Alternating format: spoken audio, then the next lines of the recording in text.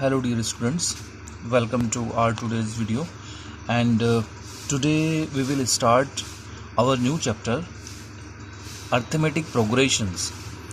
So arithmetic progressions होते क्या है पहले मैं आपको बता देता हूँ. अर्थमेटिक मतलब नंबर्स के साथ एडिशन या सब्ट्रैक्शन करना आपका अर्थमेटिक होता है. इस तरह की जो मैथमेटिक्स अपन होते हैं जैसे कि 2+3 है, आपने यहाँ पर ये ऑपरेटर लगा के 2+3 किया है, इसका मतलब आप जो आंसर लिख रहे हैं 5 है. तो ये जो प्रोसेस होती है अर्थमेटिक प्रोसेस होती है, या फिर आप भले सब्ट्रैक्ट कर सकते हैं, मल्टीप्लिकेशन डिवीजन जो भी है, लेकिन हम यहाँ पर मल्टीप्लिकेशन डिवीजन की बात नहीं करेंगे. यहाँ पर हम एडिशन की बात करेंगे विद पॉजिटिव नेगेटिव नंबर्स की. तो ऐसी सीरीज़ जहाँ पर सिर्फ या तो प्लस हो रहा है या माइनस हो रहा है, एक फिक्स नंबर से प्लस या माइनस हो रहा है ना, तो उस प्रोग्रेशन को अपन अर्थमेटिक प्रोग्रेशन बोलेंगे, है ना. अभी मैं इसको डेफिनेशन के अकॉर्डिंग समझा देता हूँ. An arithmetic progression is a list of numbers. एक लिस्ट होती है नंबर्स की, इन विच ईच टर्म, हर एक टर्म जो उसके अंदर उस लिस्ट के अंदर जो होती है, is obtained by adding a fixed number to the preceding term.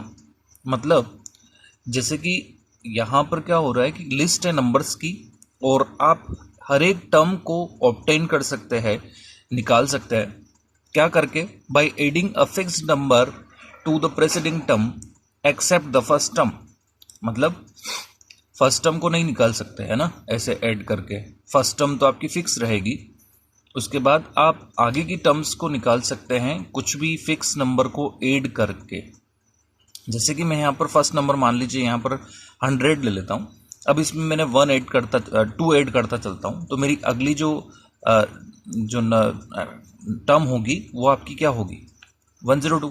फिर अगली जो टर्म होगी, फिक्स नंबर को ही ऐड करना है. जैसे यहाँ 2 ऐड कर लिया तो यहाँ पर भी 2 ही ऐड करना है, यानी कि 102 में अब प्रेसिडिंग टर्म का मतलब क्या हो, इससे पहले वाली टर्म में 2 ऐड करना है, तो ये 104 हो जाएगा, है ना. तो इस तरह से आपकी जो सीरीज बनेगी, जैसे अब ये इस यहाँ जो नंबर लिखने वाले हैं इसकी प्रेसिडिंग टर्म कौन सी हो गई?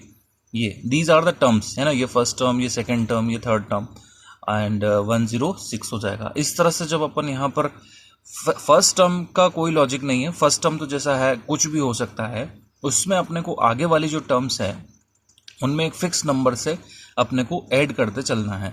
तो ऐसी जो प्रोग्रेशंस होती हैं या ऐसी जो सीरीज होती है, इसको अपन अर्थमेटिक प्रोग्रेशन बोलते हैं. सर यहाँ पर सिर्फ ऐड होगा? नहीं, यहाँ पर आप सब्ट्रैक्ट भी कर सकते हैं. किस तरह से समझेंगे आप इस चीज को? चलिए, जैसे कि मान लीजिए यहाँ पर 100 है, आपने मान लीजिए 100 - 2 करना है, तो आपकी जो अगली टर्म हो जाएगी वो 98 हो जाएगी. आप यहाँ पर -2 करेंगे तो 96 हो जाएगी. तो आपने ऐड किया किससे? -2 से. तो -2 के साथ जो आपने ऐड किया है, तो ये -2 क्या है? एक नंबर ही तो है. मैंने आपसे क्या बोला है कि कोई भी फिक्स्ड नंबर, यहाँ पर नंबर वाली बात पे ध्यान देने वाली बात है कि नंबर पॉजिटिव, नेगेटिव या जीरो तीनों हो सकता है, ठीक है. वैसे मैं इस बात को समझा दूंगा. अच्छा, जिस नंबर से आप ऐड कर रहे हैं, वैसे मैं आपको बता दूं कि जो फिक्स नंबर आप ले रहे हैं ऐड करने के लिए, वो आपका कॉमन डिफरेंस होता है. जैसे कि यहाँ पर अपनों क्या किया है? 2 से ऐड किया है, राइट. तो 2 से ऐड करने का मतलब सीधा सा यही है कि आपने जो यहाँ पर जो भी वैल्यू ली, जैसे 2 ऐड किया है यहाँ पर, फिर इसकी प्रेसिडिंग टर्म से 2 ऐड किया, दैट मीन्स वो कॉमन डिफरेंस है. ये सर कॉमन डिफरेंस क्यों बोल रहे हैं अपन? तो ऐड कर रहे हैं तो कॉमन एडिशन होना चाहिए. नहीं, एक्चुअली जो कंसेक्यूटिव टर्म्स हैं यहाँ पर, इसके बाद ये वाली जो टर्म है, इन टर्म का जो डिफरेंस होता है, यही डिफरेंस आगे आने वाली सभी टर्म्स का होता है. इसीलिए सभी टर्म्स का एक डिफरेंस होता है जिसको अपन कॉमन बोलते हैं, कॉमन डिफरेंस बोलते हैं. तो यहाँ पर कॉमन डिफरेंस क्या हुआ? 104 में से आपको 102 माइनस करना पड़ेगा, तब आपको कॉमन डिफरेंस मिलेगा. या फिर आप ये कह सकते हैं यहाँ से ला के यहाँ तक अपन कितना ऐड कर रहे हैं कि ये टर्म आ रही है, तो उसके लिए क्या करना पड़ेगा? ये माइनस ये करना पड़ेगा. तो कॉमन डिफरेंस निकालने के लिए 104 में से 102 को माइनस करना पड़ेगा, सब्ट्रैक्ट करना पड़ेगा. मतलब जो प्रीसीडिंग टर्म है, जैसे यहाँ पर जो कॉमन डिफरेंस है वो क्या है? आपको 96 में से 98 या 98 में से 100 माइनस करना पड़ेगा. तो 98 में से 100 माइनस करोगे तो आपके पास -2 आ गया. तो इसका मतलब आप क्या है, जो ये मैंने फिक्स नंबर जो यहाँ पर बताया था आपको, वो फिक्स नंबर -2 है, उसको अपन कॉमन डिफरेंस बोलेंगे, ठीक है. ओके, अब आगे चलते हैं. अच्छा, एक चीज़ और आप लोग ध्यान रख लें कि कॉमन डिफरेंस जो है वो पॉजिटिव हो सकता है नेगेटिव हो सकता है, बिल्कुल कन्फ्यूजन नहीं होना चाहिए कि पॉजिटिव, नेगेटिव और ज़ीरो तीनों में से कुछ भी हो सकता है। अगर ज़ीरो कॉमन डिफरेंस रहा तो नंबर चेंज नहीं होता है। जैसे कि फर्स्ट नंबर आपने मान लीजिए कोई भी नंबर ले लिया, जैसे 21 ले लिया, अब उसके बाद जो सीरीज चल रही है वो 21 21 लाइक दिस ऐसे चल रही है, तो इसका मतलब क्या है, ये भी क्या है, अर्थमेटिक प्रोग्रेशन है। कैसे कि वहाँ पर हम जीरो ऐड करते चल रहे हैं, जीरो भी एक नंबर ही है, क्योंकि अपनों ने डेफिनेशन में क्लियर कर दिया कि यहाँ पर जो नंबर है वो हम ऐड करते चलेंगे। जीरो भी एक नंबर है, उसको हम ऐड करते हुए चल रहे हैं, that is why this is also an arithmetic progression, right.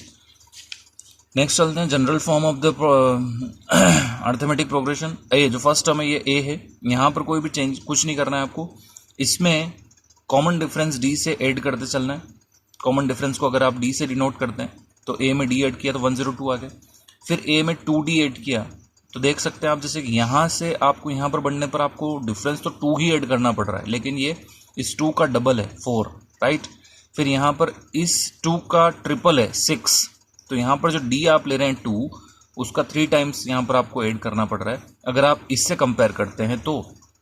बाकी अगर आप प्रेसिडिंग टर्म से कंपेयर करते हैं तो ये इस तरह से आपको दिखेगा, जैसे फर्स्ट टर्म तो ए हो ही गई, इसमें अपनों ने ऐड किया तो ये, तो इस प्रेसिडिंग टर्म में यानी कि ए प्लस डी में आपको एक डी और एक्स्ट्रा जो है ऐड करना पड़ेगा, तब जाकर के आपको टर्म मिलेगी। अब इस टर्म में यानी कि यहाँ पर जो ए प्लस डी है, इस टर्म में आपको एक डी और एक्स्ट्रा ऐड करना पड़ेगा, मतलब ए प्लस डी तो था ही है ना, ए प्लस डी तो था ही है ना, उसमें एक डी और ऐड करना पड़ेगा। तो यहाँ पर क्या हो रहा है, ए प्लस 2d, ए प्लस 3, ए प्लस यहाँ पर ये ऐड कर दीजिए, सॉरी क्या कर दिया अपन ने, ये देखो इधर ए प्लस 2d हो गया है, और इस तरह से यहाँ पर जो है ए प्लस ये डी तो है ही, ए प्लस डी तो है ही, इसमें आपको एक डी और एक्स्ट्रा ऐड करना पड़ेगा। मेरे कहने का मतलब ये है कि आपको ये करना पड़ेगा। तो यहाँ पर ए प्लस 3d हो रहा है ना, तो ए प्लस 3d हो रहा है, तो ये प्लस 2d था, ये प्लस डी था, तो इसी तरह से यहाँ पर जो अपनी जनरल फॉर्म हो जाती है अर्थमेटिक प्रोग्रेशन की, वो मैं आपको बता देता हूँ। यहाँ पर वो ए प्लस 2d,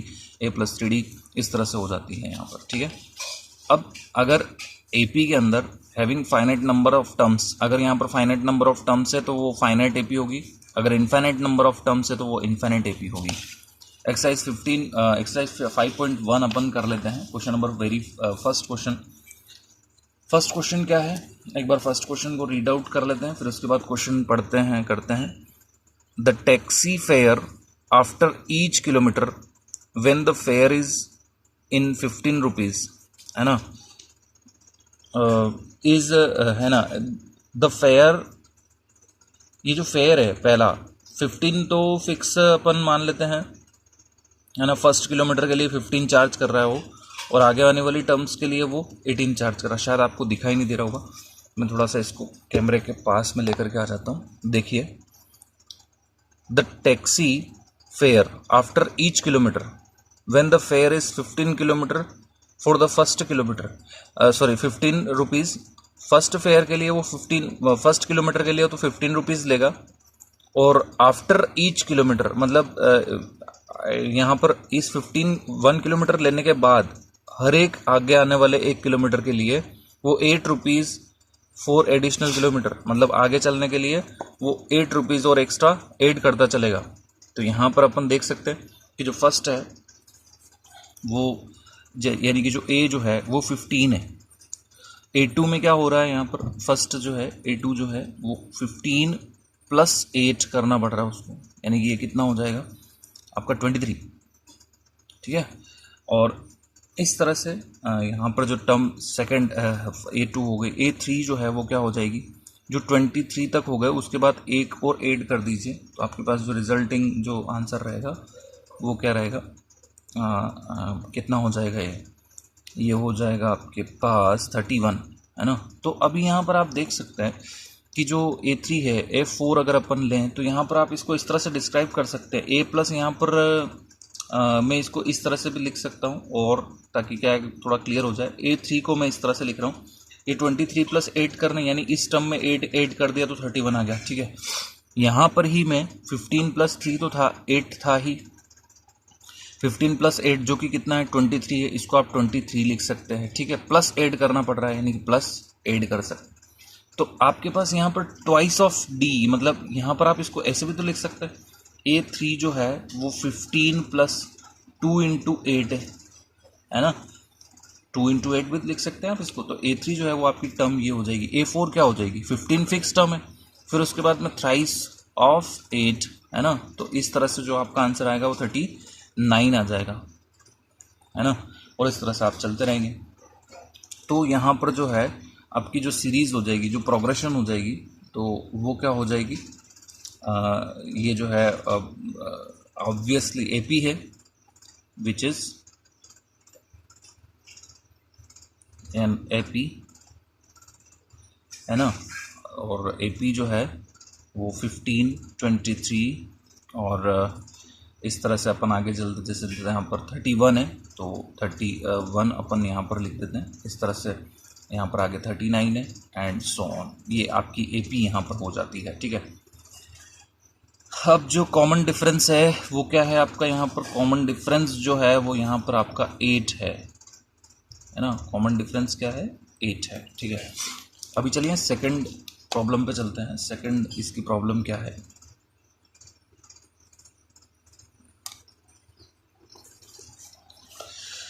सेकंड प्रॉब्लम क्या है, देखिए इधर, the amount of air present in a cylinder. Air present मतलब एयर के होने का जो अमाउंट है उस सिलेंडर के अंदर, when A vacuum pump removes 1/4 of the air remaining in the cylinder eight A time. Starting में उसके पास मान लो कि x वॉल्यूम है उसका, है ना, x जो है वो x एयर प्रेजेंट है टोटल वॉल्यूम के अकॉर्डिंग।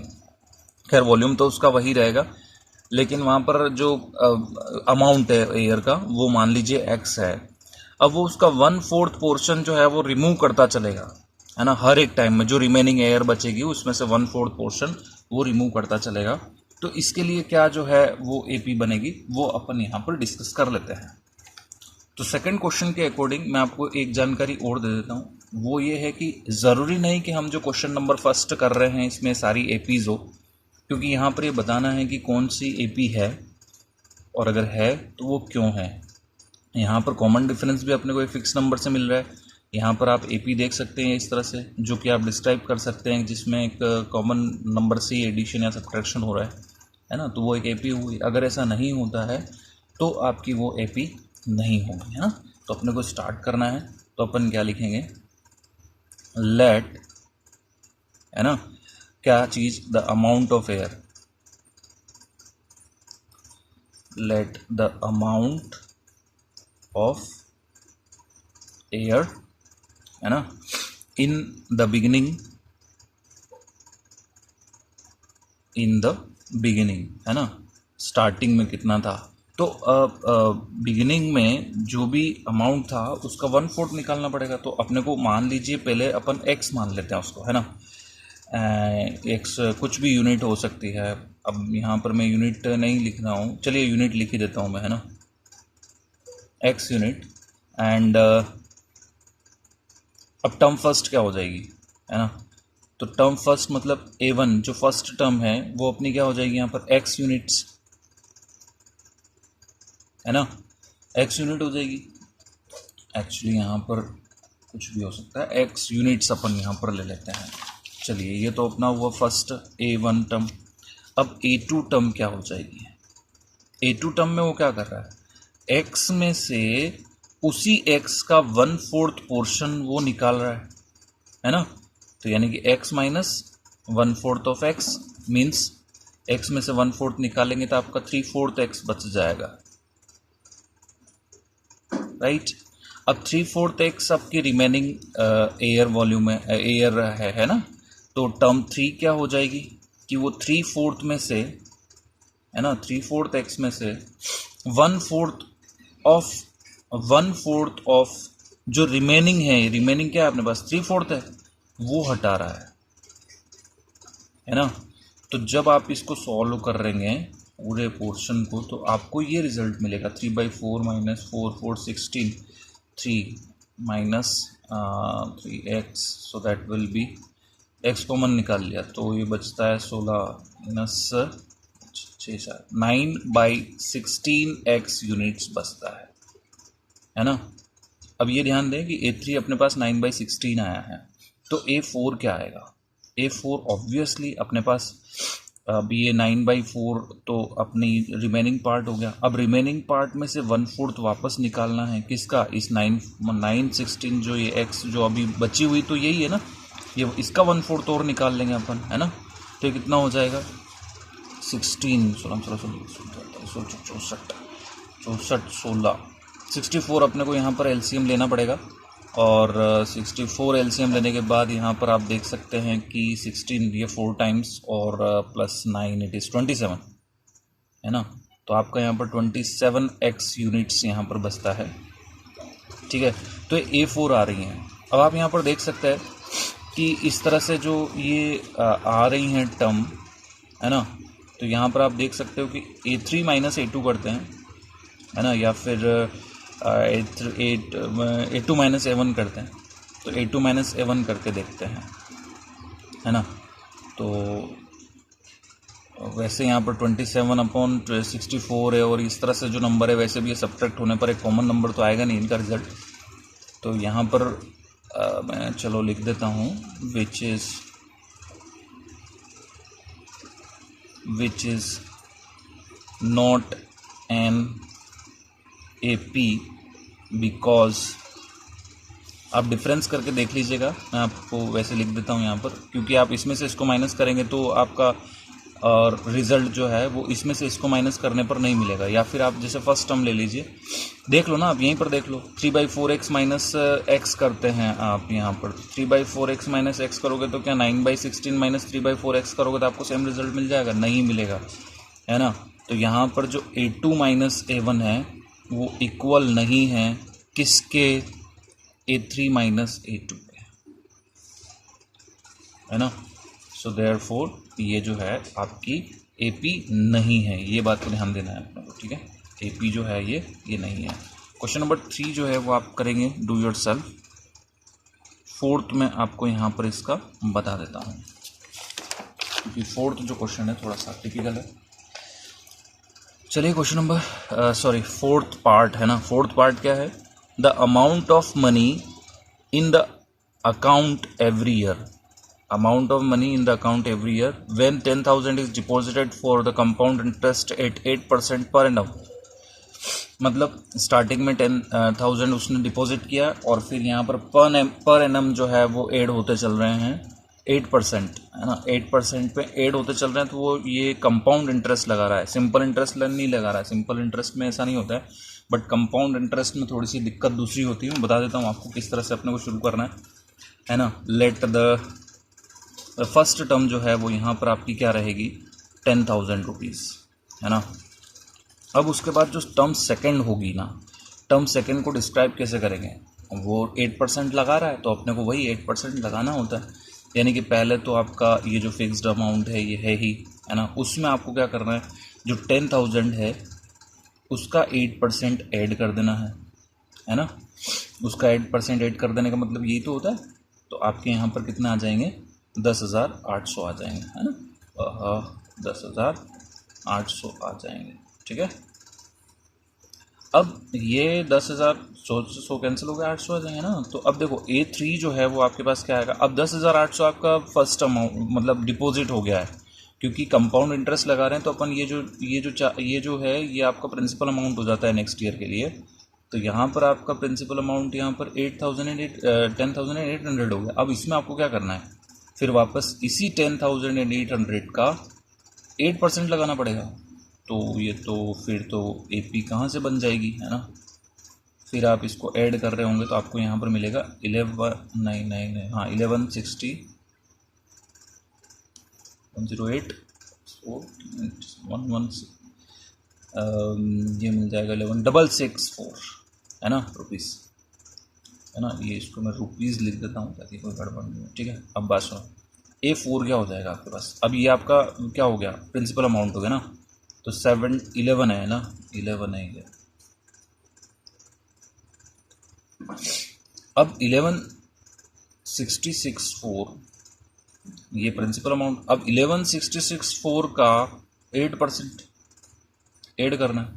तो ये आपके पास हो जाता है, ओहो ये तो फ्रैक्शन वाला प्रॉब्लम हो गया, 8 6 5 6 7 933।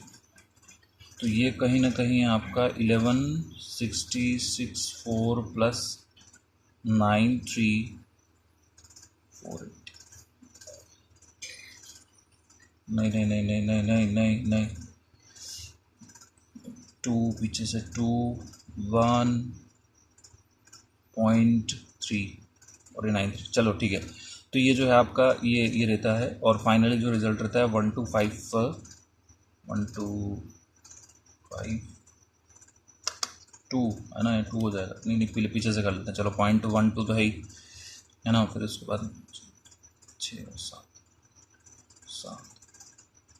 9 5, ठीक है। ये हो गया आपके पास 125। मैं इसको थोड़ा सा और क्लियर लिख देता हूँ, 125.9 है ना, 7, ये 97 है एक्चुअली, 0.12 है ना। एक बार कैलकुलेशन में देख लीजिएगा आप लोग। तो देखिए A4 जो है वो अपने पास ये इस तरह से आता है ना। अब आप यहाँ पर देख सकते हैं, we can observe that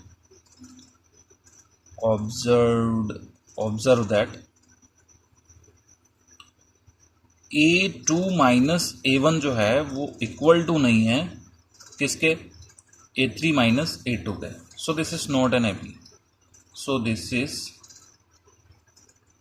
not an AP, है ना। तो ये AP आपका नहीं है, ठीक है। चलिए नेक्स्ट क्वेश्चंस जो हैं वो आप लोग इजीली कर सकते हैं। मैं आपको इसको रिटर्न में लिख देता हूँ, ठीक है।